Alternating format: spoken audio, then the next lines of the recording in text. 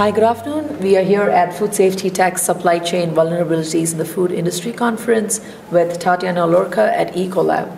Tatiana, you made a wonderful presentation on GFSI, and I wanted to start off asking you, what are some of the common misconceptions that you hear about GFSI? Can you kind of demystify what it is and what it means for the industry? Absolutely. The first misconception that I hear a lot is that GFSI is a standard. And hey, Tatiana, can you come and do a GFSI audit for me?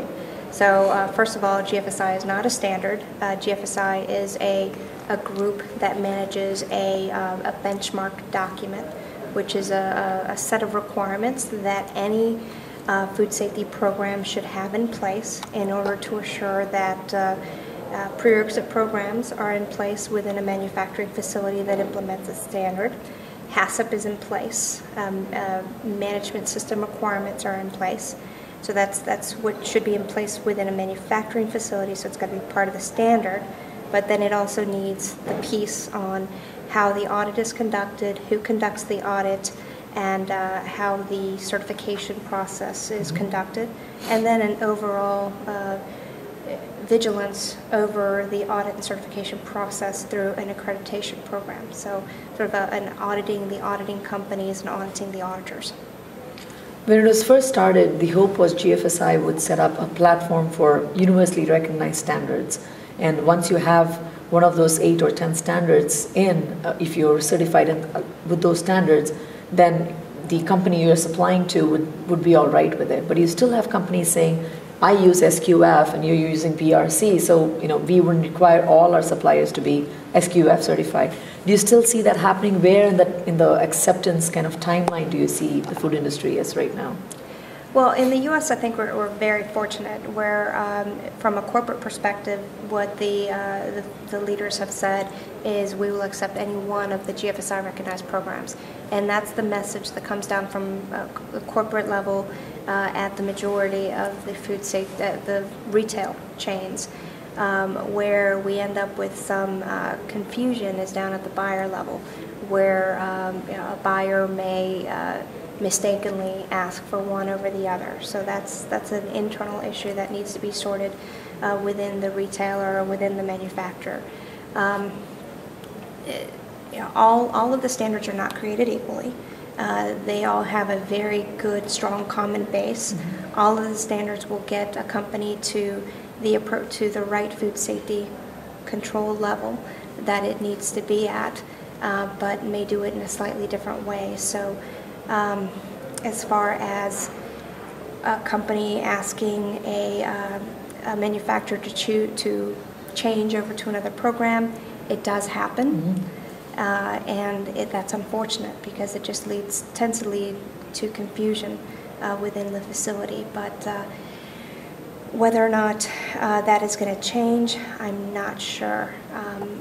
We all hope that it does, and we, as part of within GFSI, the spirit is certified once, recognized everywhere. Yep. And as GFSI, the members are working very hard to try to keep that spirit within all companies that support the GFSI program. So perhaps that's something that we'll see a little bit less of in the future once companies really understand what GFSI is all about, what the programs are all about, and that even though they're not all equal, that they're all seen as equivalent from the point of view of food safety.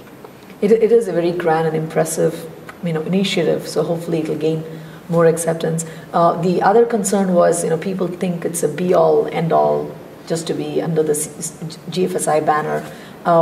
What are your kind of advice on picking the best out of it and adapting it to you or your specific company?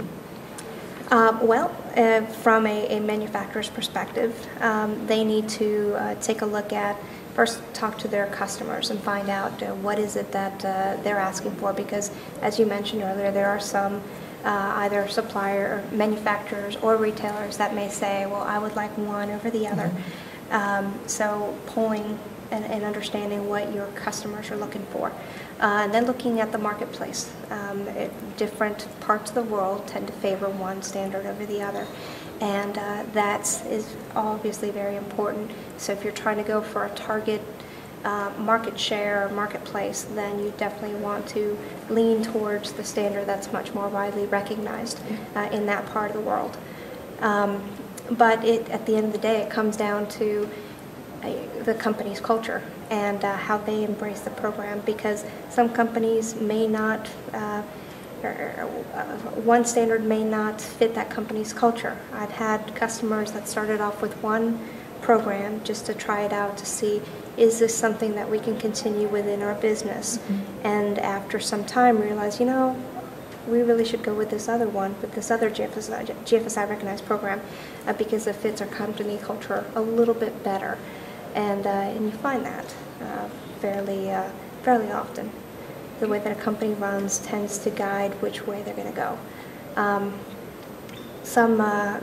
A company that is new to the game may have not had an audit program before, may choose to pick one over the other for specific reasons.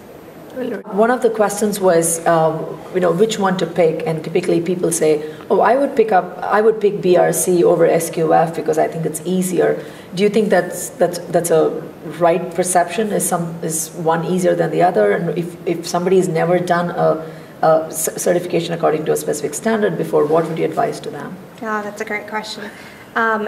Well, I've heard that before. I've heard that some are easier than others. I've heard that some are much more prescriptive than others. And there's some truth to that. Some are less detailed than others. And some rely much more on the business to prove that the practices they have in place actually will meet the intent of the standard. So there is some of that out there. But for a company that is new to the game, my advice would be to pick the one that's got the most detail, the one that's much more prescriptive, the one that's got that's much more rigorous, because what that will do is instill that rigor, instill that discipline within the business, and establish a solid platform for the program. Great. That's great advice. Thank you, Tatiana. Thanks for your time. Thank you.